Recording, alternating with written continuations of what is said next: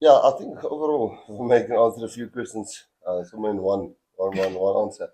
I think for us having a new attack and defense coach of the World Cup, attack and defense, the only two things you can do in a game apart from the ball's kicked. And we got two fresh coaches in, and the way the players, I thought, adapted to that, and those coaches slotted into our management team. Uh, we satisfied obviously with the scoreboard, but we're also satisfied with the year in total. And I think tonight was nice dominant performance by us, but still, you make so many changes, you're going to lack the final finishing stuff. But yes, I thought the effort that the guys put out there, it's an old cliche, but we're always happy when that happens. And I think we must sometimes just give the players a lot of credit because sometimes they must take things on board when you're just chopping and changing. And it's not always easy because it's a test cap that sometimes they don't play. And they handle that, and then we finish as a group of probably 60 that has trained with us, and this one is for all of them.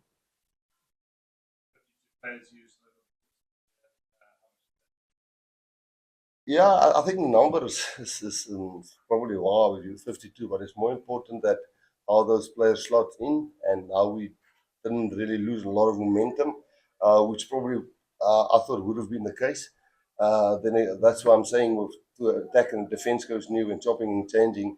I think we did lose rhythm at game at times, but for Sian and all the other guys who were captains during this year, I think how they pulled the team and stayed together. I think that was really important. I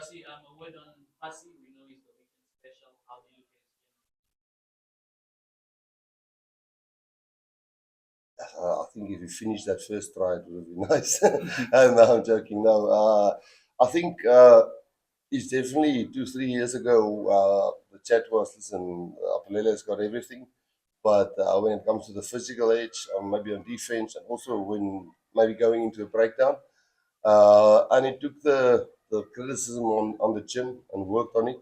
And I think he doesn't lost his flair. Are we trying to keep that in the game? He's brilliant in the air now, and guys around him help him really a lot, and the coaches obviously.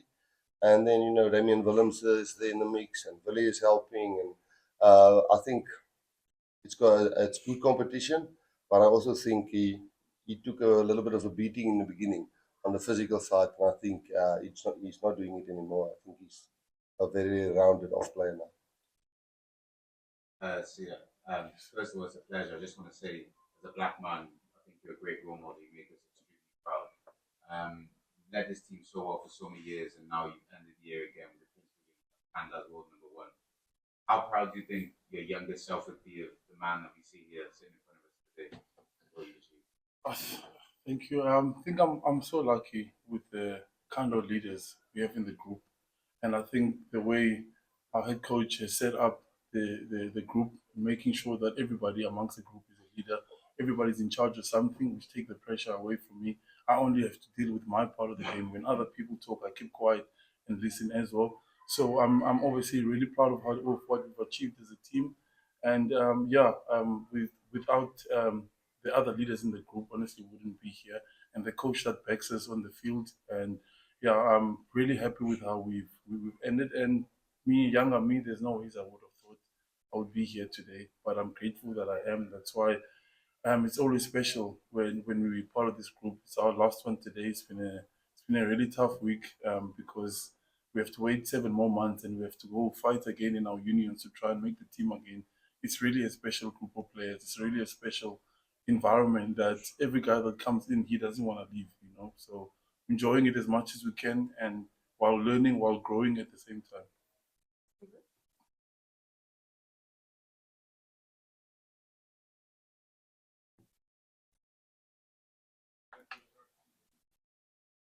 Yeah, I think Jordan did exactly what we expected from him. I think he really took control. I think obviously being playing with his brother helps a lot, and having that settled back line left and right of him with. I mean, Apolele, I think is the only one that didn't go to a World Cup. I think that helped a lot, and I think the dominance of the forward helped a lot. But decision making was good. Here and there, didn't find touch, but I would rather not find touch than just kicking the ball out just here. So we like what we see in him. He's definitely calm enough now. It's his second test match. He's definitely among Mani and Andre and Sasha and Damien and Sia. There's I think the depth is good, and we are proud of those two, and happy for them as a family.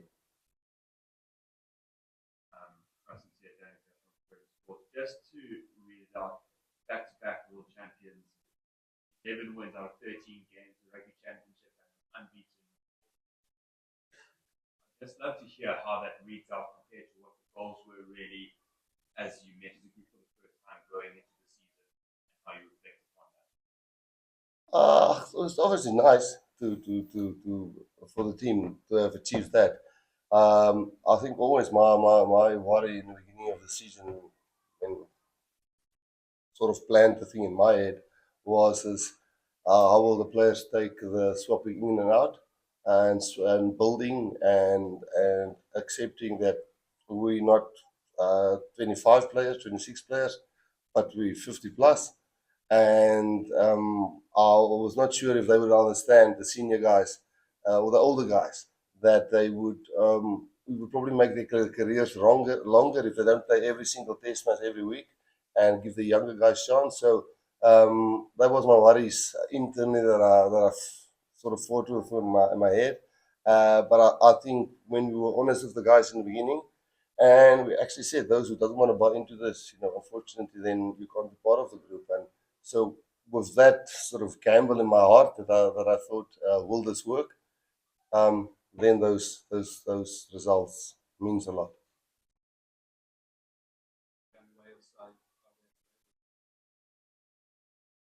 Yeah, well, yeah. They're such a gutsy team, and I can more talk about the Welsh people and teams. I was the first guy who lost the game here at the stadium in the South African Springbok jersey, and I missed a tackle on Taylor. I'll never forget it.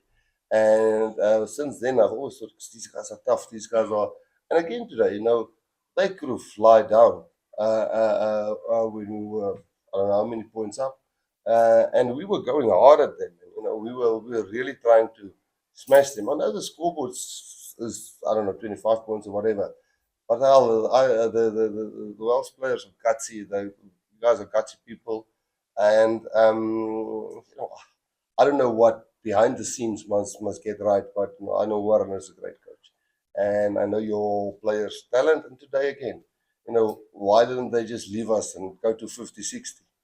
Last try.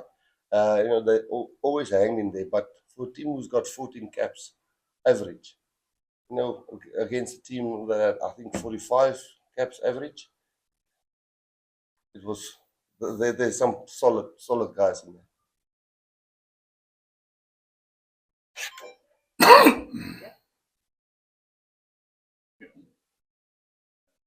Rassie, sorry, a general question. In Chasing the Sun, you speak about fixing transformation.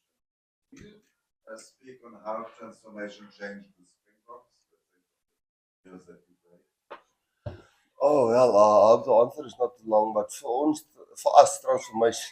Because I brought Afrikaans word in there now. You don't even know Afrikaans. No, for us, transformation is we have to change things, and if we change things, then the composition of the team, and it's sometimes you look at the overall picture at the end of the year, how many players played, and then you'll do the data and the stats and even the tackles and non-tackles, and you go and so for us now it's normal with how we are, and sometimes you'll see a lot of players on the team who represent almost every province and every culture. And sometimes there's a lot of Bulls players or Stormont players, and sometimes we rest players. So I think for us in South Africa now, we as media and as people in the rugby sense, is all over the transformation. We've changed already. We don't want to change anymore. We just want to get better. And we want to do everything, try and do it better as a coach, as a captain. How we attack, how we defend, how we plan a week, how we travel. And for us, that's what transformation meant. Change everything. And I think if you change everything, then the actual transformation and cultures and those things will look after itself. And we're proud of that. Rassie, physicality is something you guys strength, I guess. It's an area that Wales are struggling in to get the go forward. How do you think they can go about changing that and getting it? See what they did to see out there on the touchline, Come on, man. and what they did to Eben, and if you go and look at individual efforts, and they had suddenly line speed on defense, which we didn't expect. And yeah, it's young guys. I mean, I don't know every one of them personal, but that wasn't a walk in the park. I mean, we got 3 injuries on Elrich, ribs. Eben's back. Walker's got a swollen eye. Who's the other guy that came off? Jasper with, I think he also got a rib. So they smashed us today, and it took a hell of a lot of hard work from us. So they don't lack the Wales is not a team that lacks on physicality. They have it. We've always said it. You can go back and look in the records. For us, we find them very physical. Steven?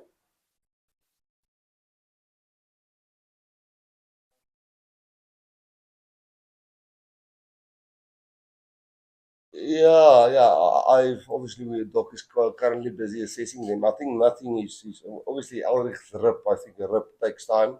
Yassi, I think got a stinger on his shoulder. Yeah, now I remember it wasn't his rib. A stinger on his shoulder. That always tells you in the next 3-4 days how that reacts.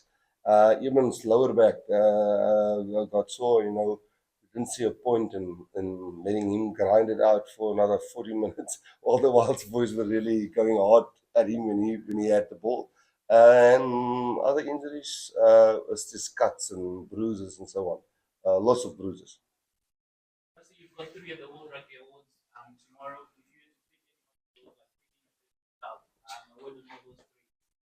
No, well, I wish our whole team could be, and the management team and the coaches and the assistant coaches. SA Rugby, we've been on SA Rugby when I was outside as a Stormers coach and everything. We always look critical at the organization, and the players at the end of the day is the most important. But the structures in SA Rugby, with the players that come through for EPD systems and scouting players and helping players and moving players around, it doesn't have all the privileges. At the end of the day, it started in 2013, and today it's for us easy to be players because SA Rugby, I think, I don't know, on a financial front and those kind of things, I'm not involved there, but the player pool and how they bring players through. I can just say thank you for SA Rugby, and then for the 3 guys that came, not maybe all through that system, I hope one of them win it. And we're also very proud of the guys who's in the team, and hopefully Sasha can also do something there on the young player side, but we always do everything as a team, so I wouldn't like to mention that. Yeah, we can take about 2 more questions. Actually, just a comment on Cameron Hunneful's debut and the real progress he's had to make and really get that nod. We all know how competitive the loose forward and number 8 position is. Just comment on his debut. Yeah, I think what was really pleasing is to see first line out. He contested, he won the ball on their line out. He definitely did the mechanical side of things really well, and I know he knocked on a ball and they tackled one out of him when he was carrying a bit high. But that's how you learn. I mean, again, it was against a Welsh team that's struggling to find their feet and a little bit in a dip now, but still he could, if you ask him now. It's way a level up from franchise rugby to play test match rugby, and I thought it was a decent debut. And yeah, we'll celebrate that tonight with him. But I'm happy he made on the technical side, lineouts and those things. He was really solid. But I think after tonight he'll realize, like everybody, when you go to test match level, it's a little bit more like that. Lloyd, last question. Yeah, Rassie, just on the players and going back to the clubs now, they're going to go straight into playing or guys like see they get We've got obviously with our union, my players. There's a plan on when players get rested, and that's addressed with the franchises, and it's worked out. And how they do it with the Sharks, we just know we have to follow the protocol there, and I'm not exactly sure. We know what the Japanese guys, when they're going back, but each franchise knows what windows they have to rest the players and how many weeks they have to rest the players. So every single player is almost different. Fantastic.